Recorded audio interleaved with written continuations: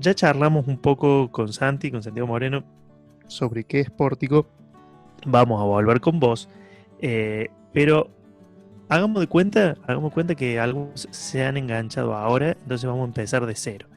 Y como a nosotros nos gusta hablar de un montón de cosas, pero somos re chusma, vamos a preguntarte primero cosas a vos. Somos como bien Jorge Rial del fandom. ¿Te querés presentar a nuestra audiencia? No hay mucho más que decir que lo que dijiste vos. Martín Casati, ingeniero del sistema de información, cordobés de toda la vida, habitante de la localidad de Unquillo desde hace 43 años, y absoluto demente fanático de la ciencia ficción. Opa. Muy bien, eso me gusta. Bueno, como te decíamos, el programa que hoy hemos desarrollado es de ciencia ficción, ¿sí? Y como tal, en primer lugar, ¿no es cierto? Lo que queremos es hablar con nuestro invitado de ciencia ficción, pero desde el lado más subjetivo, porque nosotros contamos cada uno en la editorial cómo empezamos con la ciencia ficción. Entonces queremos saber vos, que sos una de las personas que está en la organización de Pórtico, que es un encuentro de ciencia ficción, ¿cómo llegaste vos a la ciencia ficción? A ver, sin buscarla, obviamente, creo que todos llegamos a la ciencia ficción sin buscarla. Nos encontramos Vos nosotros. imagínate el siguiente escenario. A los 10 años, te visita Sí. en la casa de los abuelos, en el cuartito de invitados, obviamente no había televisión, y los viejos me atendían bárbaro, pero se iban a dormir a las 9 de la noche, o sea que yo a las 9:10 de la noche estaba en el cuartito de invitados. Lo único que me acompañaba era una biblioteca donde había libros de ingeniería en inglés, y la otra mitad de la biblioteca eran revistas más allá de ciencia ficción.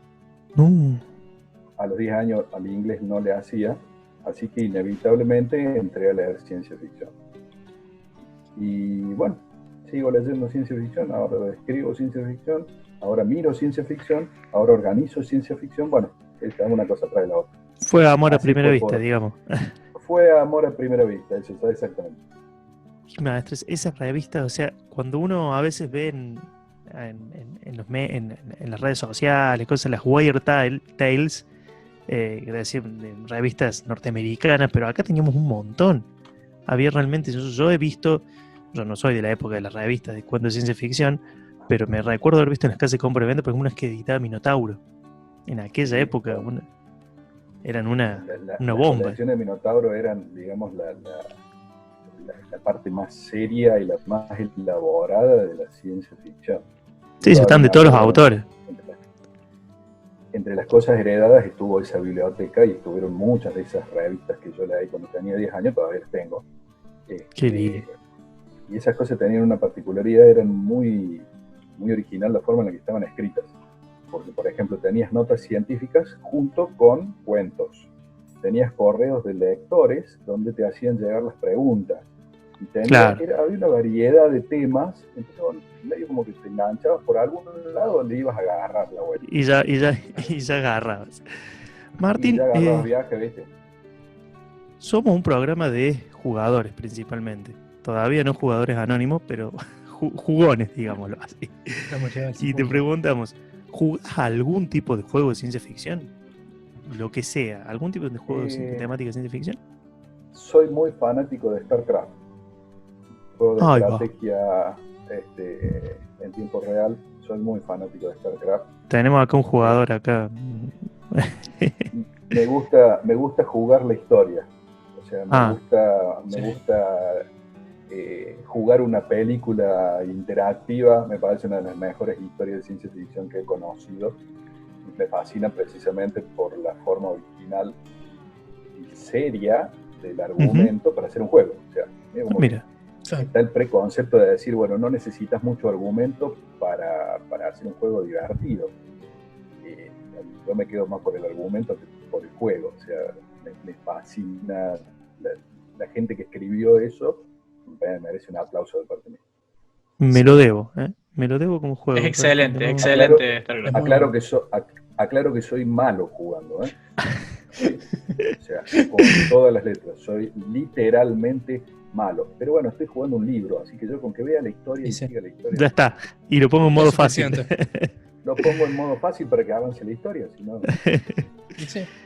Ahí, recién cuando te preguntaba, nos contaste de tu inicio en la ciencia ficción fue a través de los libros, como el de muchos, pero también me dijiste que escribí ciencia ficción.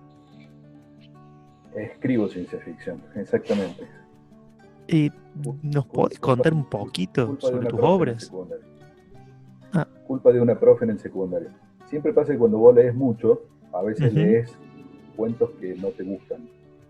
Claro. Después de leer mucho, empezás a ser un poco más crítico. Y llega un momento en el cual vos te preguntas y decís, pero a ver, esta cosa la podría haber escrito yo.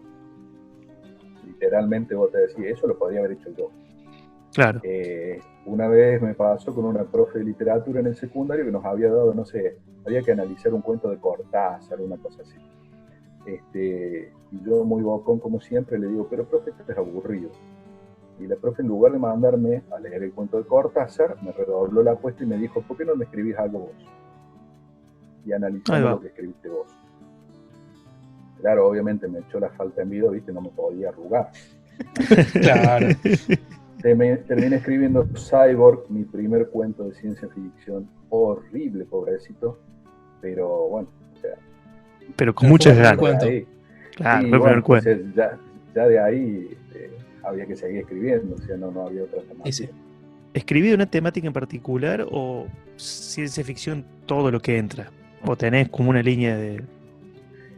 No, en cuanto a tema no. Soy, obviamente por formación profesional y por el tipo de cosas que le he ido, me gusta más lo que es la ciencia ficción dura, tecnológica, con bases científicas. No soy muy de la ciencia ficción social o de la ciencia ficción fantástica. Sí, lo que pasa es que siempre termina saliendo un poquito el ingeniero de adentro y el aparatito hay que explicarlo. O sea, claro. Y que tenga algo de sentido. Exactamente, algunos autores son más relajados con eso. Yo no puedo. Si el aparatito no está explicado, le falta algo. Bueno, te voy a hacer una pregunta que el desafío no es la respuesta, sino si se puede, en 5 renglones, como nos decían en la secundaria. Venimos discutiendo hace 2 programas de qué es la ciencia ficción. Para vos, ingeniero Martín Casati, una de las cabezas de Pórtico, ¿nos podés definir o decirnos para vos qué es la ciencia ficción así, cortito y el pie? Me tiraste a matar. 50 años que están pensando qué es lo que es la ciencia ficción. Y no lo vamos a resolver en un podcast. 50 años nomás. Me gustan un montón de definiciones, pero a ver, yo creo que la definición más amplia son historias ficticias que utilizan en alguna medida la ciencia para generar un escenario donde son posibles. ¿Sí? O sea, una ciencia obviamente ficticia, pero que la ciencia tiene la característica de que si se cumple, entonces esa ficción puede llegar a ser real. ¿Sí? Distinto de la fantasía más tradicional, digamos. Claro. Decís que no es necesario que sea futurista la tecnología, la ciencia. No necesariamente. Hay excelentes relatos de ciencia ficción donde la historia se desarrolla en el pasado. Tenés, por ejemplo, tenés Ucronías donde se desarrolla una historia paralela, cómo hubiera sido la historia si hubiera pasado algo distinto. Una de las novelas más grandiosas de eso es El hombre en el castillo, de Philip Dick. En El hombre en el castillo, los nazis y los japoneses ganan la Segunda Guerra Mundial. Bajo esa premisa te plantea toda la sociedad, cómo estaríamos viviendo hoy si esa historia hubiera sido de esa otra forma. No tenés ni tecnología avanzada, ni simplemente cambiaste el escenario. ¿Sí? Y bueno, en ese escenario es creíble. Interesante. Bien. Está bueno. Muy, muy linda definición, la verdad me gustó porque abarca, es bien amplia. Nosotros nos dejó todo. Eso es lo que pasa, Fede, cuando le preguntas a alguien que sabe.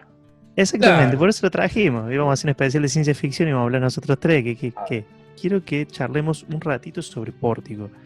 Estuvimos en la agenda hablando de Pórtico, de que es un encuentro de ciencia ficción, de las actividades que realizan.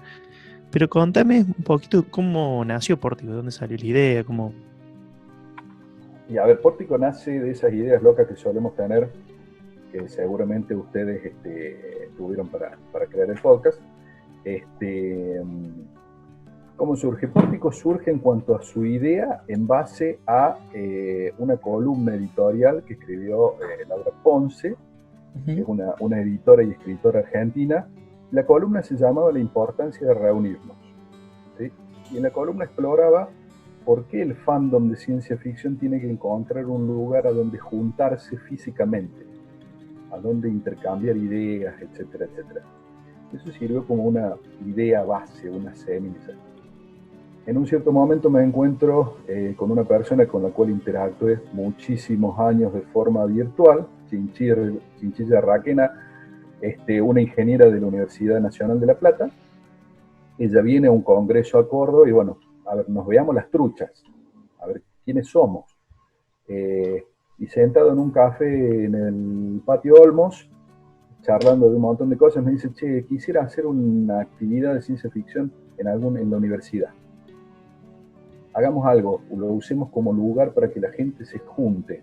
Ah, ¿vos leíste la editorial de Laura? Sí. ¿Vos también? Sí, yo también leí. Bueno, ¿por qué no hacemos algo a donde nos juntemos? Qué bueno. Meta. Digamos que entre eso que charlé yo con ella y lo que ella venía charlando con otras 2 o 3 personas de La Plata, y Pórtico. Quedó Pórtico. Así ese fue el inicio del Pórtico, digamos. Exactamente. Que un mes después el cordobés se subía a un colectivo, no, un mes después no, 2 meses después. Después se subió a un colectivo para ir a La Plata al primer Pórtico.